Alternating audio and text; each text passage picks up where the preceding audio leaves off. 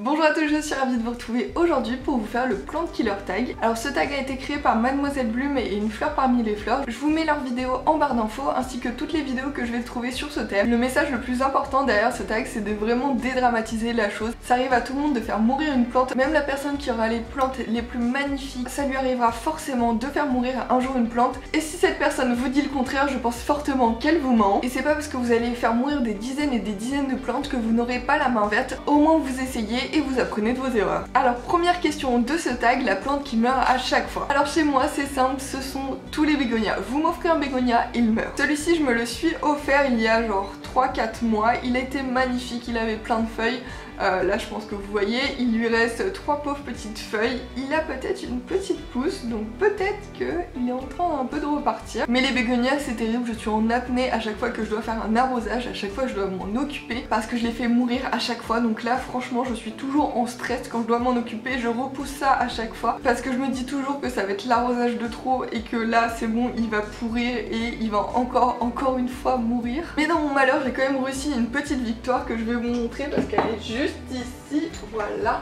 C'est mon petit bégonia rex. Alors celui-ci j'en suis tellement fière et je serais tellement mais tellement triste s'il mourait. En fait j'ai fait une bouture de feuilles qui a très bien prise et là il s'est ultra bien développé, je suis tellement contente. D'ailleurs je tente d'autres boutures de feuilles, j'ai préparé une petite vidéo. Si ça fonctionne je vous la posterai. Donc c'est vraiment mon challenge parce que j'aimerais beaucoup avoir une collection de bégonias. Alors deuxième question, trop d'eau ou pas assez? Définitivement chez moi trop d'eau. Comme si rajouter de l'eau à une plante qui n'allait pas très bien allait pouvoir la soigner. Alors que franchement si j'ai bien retenu une chose de toutes les plantes que j'ai tuées, c'est que l'eau ne soigne pas. Et que même parfois ça peut empirer la chose, qu'il vaut mieux parfois laisser la plante un petit peu tranquille et arrêter de l'arroser pour qu'elle se régule toute seule, plutôt que de lui rajouter de l'eau et que ça la noie et qu'elle pourrisse et que ça accélère encore plus sa mort. Donc je pense que l'un des meilleurs conseils que je pourrais vous donner, c'est d'y aller avec vraiment parcimonie et de vraiment toucher la terre pour voir dans quel état elle est, si elle est humide ou pas. Alors troisième question, le dernier parasite qui a gagné. Alors chez moi c'est les acariens, j'avais deux magnifiques lierres, il y en avait même un, il était motif camouflage et l'autre il était variegata, ils étaient juste magnifiques, j'en étais tellement contente, je me voyais déjà faire une déco super sympa jusqu'au jour où je me suis rendu compte qu'ils étaient pleins d'acariens. Et là ça a été un crève-cœur parce que je voyais ma plante qui mourait à petit feu, toutes les feuilles tombaient, jaunissaient, enfin c'était vraiment une cata. J'ai essayé de nettoyer les feuilles, en plus c'était pendant le confinement donc j'allais pas sortir pour juste acheter du savon noir donc j'étais complètement démunie. J'ai fait ça au savon de Marseille classique, ça a bouffé les feuilles, c'était n'importe quoi. J'ai tenté après le savonnage de les mettre en bouture en eau et franchement ça a pas pris, ça a fait que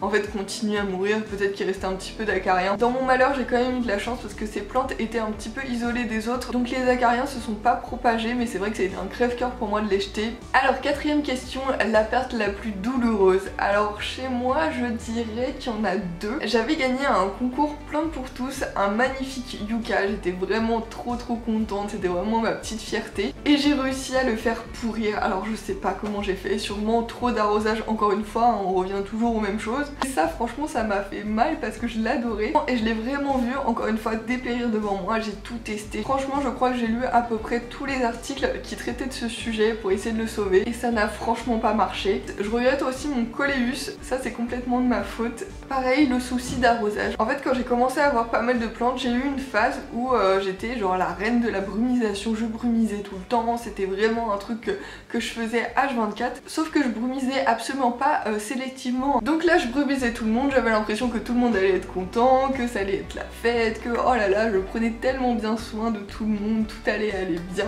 Sauf que moi j'avais mis que des plantes qui se brumisaient et au milieu j'avais mis mon coléus en me disant bon bah ah tiens ça fait sympa et puis ça lui fera peut-être du bien. Mais quelle idée j'ai eu, mon coléus c'est complètement flétri en fait parce qu'il a pas du tout apprécié avoir de l'eau sur ses feuilles et ça je le savais pas et c'est ce que j'ai fait d'ailleurs avec mes premiers bégonias, pareil je les brumisais alors qu'ils détestent ça. Donc voilà c'est pas ma plus grande fierté mais j'apprends de mes erreurs et du coup maintenant chacun a son petit cycle de brumisation et je fais bien attention avec les plantes qui n'aiment pas être brumisées ne soient pas à côté de celles que je brumise parce que ça franchement c'est un peu n'importe quoi. Alors cinquième question, question, la plante que j'ai laissé mourir.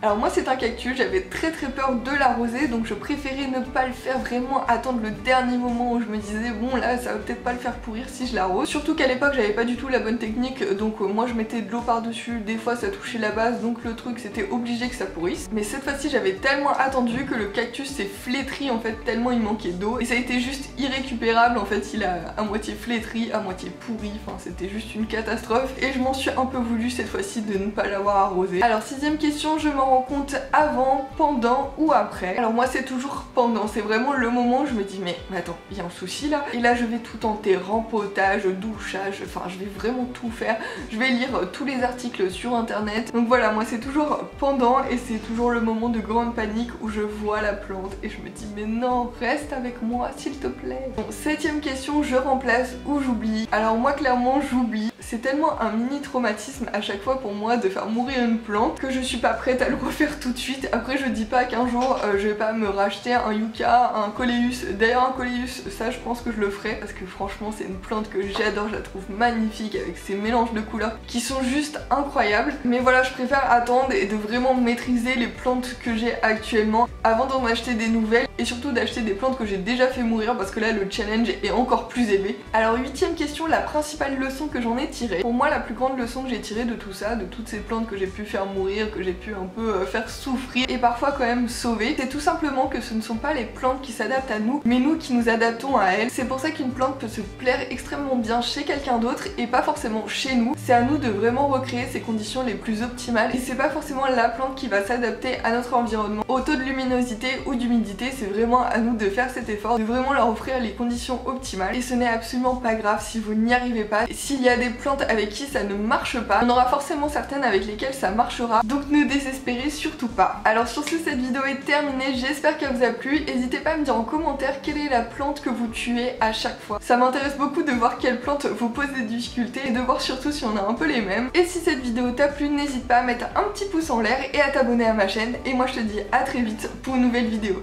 Ciao!